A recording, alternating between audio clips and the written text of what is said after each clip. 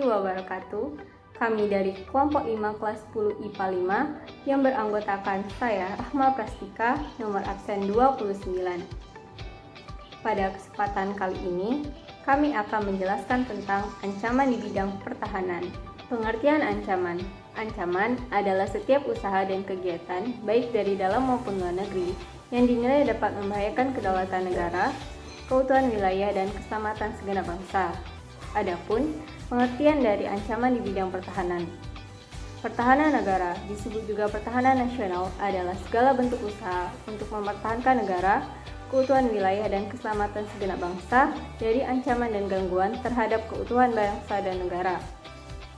Keamanan merupakan istilah yang secara sederhana dapat dimengerti sebagai suasana bebas dari segala bentuk ancaman bahaya, kecemasan, dan ketakutan. Pertahanan dan keamanan negara merupakan sebuah usaha untuk mewujudkan satu kesatuan pertahanan guna mencapai tujuan nasional. Ada dua macam ancaman di bidang pertahanan, yaitu ancaman militer dan ancaman non-militer. Assalamualaikum warahmatullahi wabarakatuh. Saya Indah Dwi Aryani dengan nomor absen 10. Selanjutnya ancaman di bidang militer. Ancaman militer adalah ancaman yang menggunakan kekuatan bersenjata dan telah terorganisasi. Ancaman ini dinilai mampu membahayakan kedaulatan negara, keutuhan wilayah, serta keselamatan segenap bangsa. Di bidang pertahanan dan keamanan sendiri, terdapat beberapa macam bentuk ancaman militer, dari luar maupun dalam negeri. Yang pertama, agresi atau invasi. Kekuatan bersenjata dapat digunakan untuk melakukan invasi atau agresi. Suatu negara yang melakukan agresi terhadap negara lain dapat membuat terjadinya ancaman kedaulatan negara, keutuhan wilayah, serta keselamatan segenap bangsa. Terdapat beberapa bentuk agresi, dari yang berskala paling kecil maupun berskala terbesar. Invasi adalah bentuk skala terbesar yang menggunakan kekuatan militer bersenjata yang dikerahkan untuk menyerang dan menduduki wilayah suatu negara. Seperti yang kita ketahui, bangsa Indonesia sendiri pernah diinvasi 2 kali oleh Belanda, yaitu pada agresi militer 1 pada tanggal 21 Juli 1947 sampai 5 Agustus 1947 dan agresi militer 2 pada tanggal 19 Desember 1948. Assalamualaikum warahmatullahi wabarakatuh. Nama saya Afifah Mardotilah, nomor absen 1. Di bidang pertahanan dan keamanan atau HANKAM, terdapat beberapa bentuk ancaman dari luar negeri. Contohnya, yang kedua yaitu spionase. Kegiatan ini dilakukan oleh agen rahasia dalam rangka menemukan informasi penting tentang pertahanan suatu negara. Aksi ini sangat tertutup dan didukung dengan kemajuan ilmu pengetahuan dan teknologi. Yang ketiga yaitu pelanggaran wilayah. Bentuk ancaman militer yang sering terjadi adalah pelanggaran wilayah, baik wilayah lautan, ruang udara, dan daratan. Indonesia memiliki wilayah yang sangat luas dan terbuka, sehingga timbul potensi terjadinya pelanggaran wilayah. Wilayah Indonesia pernah dicaplok dan diakui oleh negara lain. Contoh yang pernah terjadi yaitu sengketa batas perairan Indonesia dan Malaysia yang terjadi di Selat Malaka. Assalamualaikum warahmatullahi wabarakatuh. Nama saya Nasa Safia Azhara, nomor absen 24. Berbagai pelanggaran wilayah yang pernah terjadi di Indonesia. Yang pertama, sengketa batas perairan Indonesia dan Filipina di Pulau Miangas. Yang kedua, sengketa batas daratan Indonesia dan Malaysia di Ambalat. Dan yang ketiga, sengketa batas daratan Indonesia dan Singapura di Pulau Nipah. Di bidang pertahanan dan keamanan, terdapat beberapa bentuk ancaman militer dari dalam negeri. Yang pertama adalah ancaman militer pemberontakan bersenjata. Ancaman militer pemberontakan bersenjata adalah ancaman yang timbul dan dilakukan oleh pihak-pihak tertentu di dalam negeri. Namun, tidak menutup kemungkinan pemberontakan bersenjata didukung oleh kekuatan asing, baik secara terbuka maupun secara tertutup. Bangsa Indonesia pernah mengalami sejumlah aksi pemberontakan bersenjata yang dilakukan oleh gerakan separatis atau radikalisme.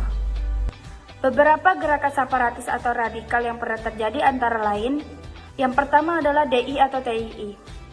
DI atau TII muncul atas kekecewaan masyarakat Aceh terhadap para tokoh pro-Indonesia dan pemerintah Indonesia atas rencana peleburan Aceh yang masuk ke dalam bagian Sumatera Utara. Yang kedua, PRRI atau Pemerintahan Revolusioner Republik Indonesia merupakan salah satu gerakan pertentangan antara pemerintah daerah dengan pemerintah pusat. Gerakan ini dideklarasikan pada tanggal 15 Februari 1958. Assalamualaikum warahmatullahi wabarakatuh. Perkenalkan, saya Nimas Niza Hamada. Gerakan radikal yang terjadi di Indonesia antaranya pemberontakan PKI pada tahun 1948 yang dikenal dengan peristiwa Madiun. Peristiwa Madiun adalah peristiwa pemberontakan komunis yang terjadi pada tanggal 18 September tahun 1948 di kota Madiun. G30S PKI.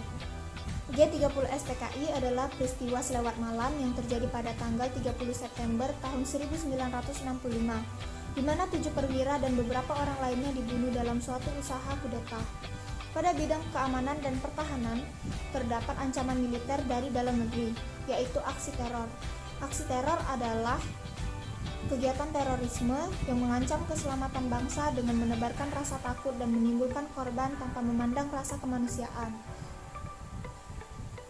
Aksi teror berkembang pesat pada akhir dekade ini, seiring dengan mengikuti perkembangan politik, lingkungan, ilmu pengetahuan, dan juga teknologi. Contoh-contoh peristiwa teror yang terjadi di Indonesia diantaranya peristiwa bom Bali 2 pada tahun 2005, peristiwa bom Solo pada tahun 2011, bom Sarinah Tamrin 2016, dan bom Surabaya pada tahun 2018.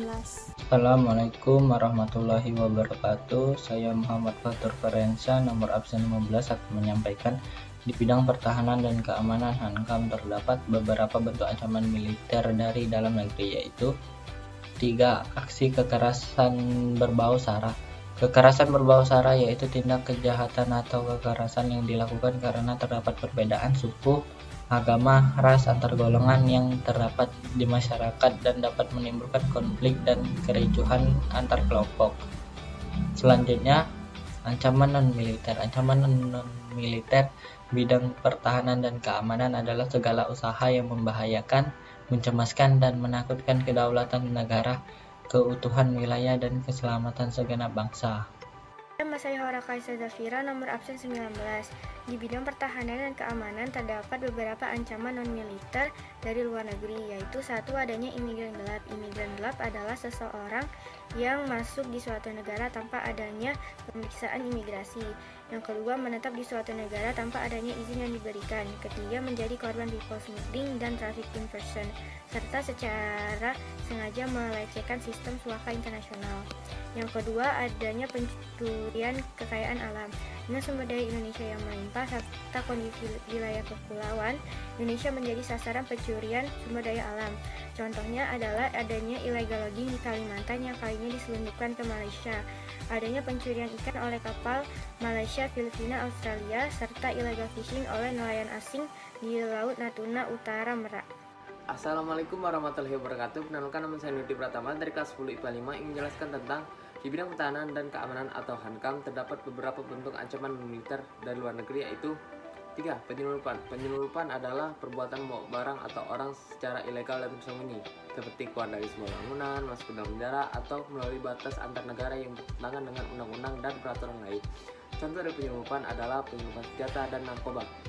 Upaya pencegahan ancaman di bidang pertahanan dan keamanan dapat dilakukan dengan meningkatkan kualitas SDA dan SDM, membangun lapangan pekerjaan, meningkatkan pembangunan, meningkatkan sistem pendidikan, meningkatkan perekonomian, meledakkan kapal luar negeri yang hendak mencuri kekayaan alam Indonesia, memberi penyuluhan kepada masyarakat tentang bahaya narkoba dan memberi sanksi kepada pencandu. Dan untuk mengatasi ancaman militer, Indonesia menggunakan sistem pertahanan bersifat semesta. Menurut Undang-Undang Republik Indonesia Nomor 23 Tahun 2019, sistem pertahanan bersifat semesta melibatkan seluruh sumber daya nasional yang dipersiapkan secara dini oleh pemerintah untuk menegakkan kedaulatan negara, menjaga keutuhan wilayah dan keselamatan segenap bangsa dari segala bentuk ancaman.